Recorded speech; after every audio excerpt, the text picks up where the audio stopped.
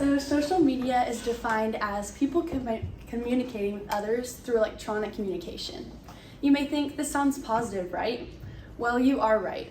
Social media has impacted our society in many great ways and is a platform for connection like no other. These apps allow you to communicate with friends and family and talk with people who may be far away. It can even be a creative outlet for people who may want a career as content creators or influencers. But despite all of these positive aspects of social media, the rise of these platforms has been detrimental to teens' mental health and overall wellness.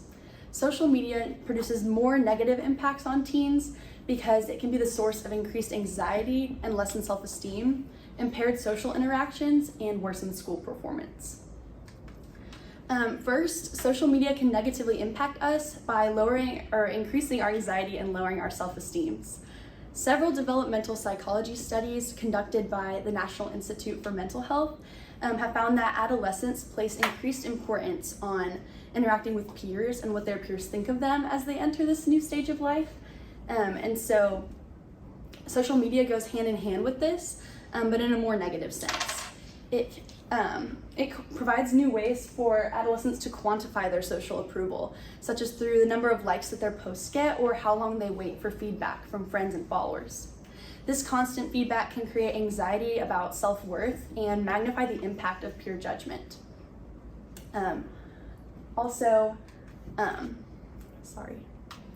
About peer judgment. We become enthralled in this constant cycle of posting and waiting for the opinions of others to evaluate our self-esteem, which is not where we should be placing our worth. This lower self-confidence can be eliminated with better or decreased use of social media, as well as a perspective shift of where you're placing your worth. Also, a journal article about how teens construct their identities in social media mentioned the term FOMO, which stands for the fear of missing out, and this term was created because of the false lifestyles being portrayed online.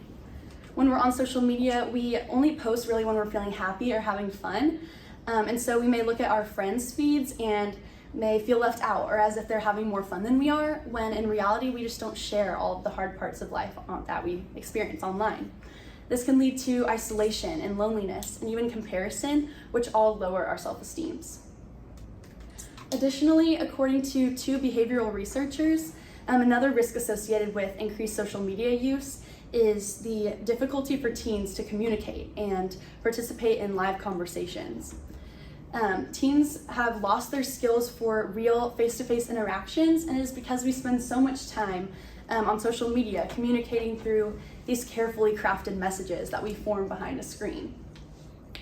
This lack of social skills not only impacts teens now, but it does not set us up well for our future endeavors.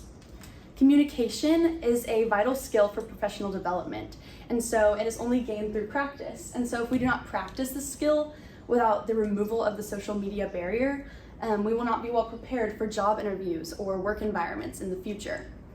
We're only adding more challenges to this new young adult life in the real world, all because of social media, something meant to connect us, yet it divides us in the environment that we need to be well versed in the most, our interpersonal reality. Further, social media negatively impacts us through worsened school performance as it causes distractions and hinders our time management. Neurobiology researchers found that teens who use social media may be able to multitask with it, but this constant influx of information can lead to the inability to focus, which can increase stress. This can be evident in less focus on schoolwork, increased procrastination, and distractions in the classroom, which are all detrimental to school performance.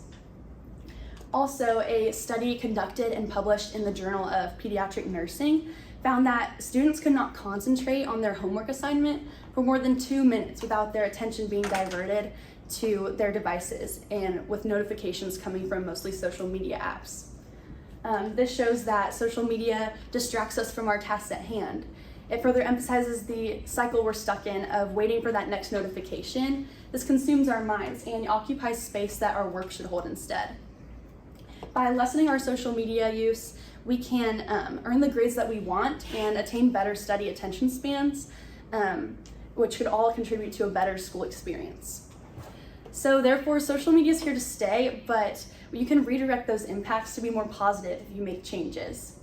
You can evaluate who you follow on social media and think about how that truly affects you.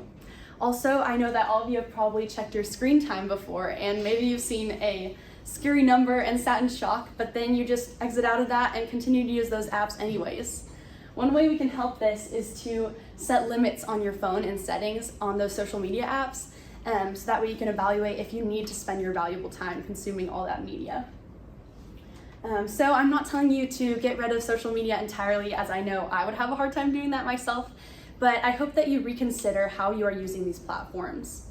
I encourage you to imagine how much better your mental health, social interactions, school performance, and overall future would be with less use of social media. Now take that vision and make it a reality by making tangible changes today. Thank you.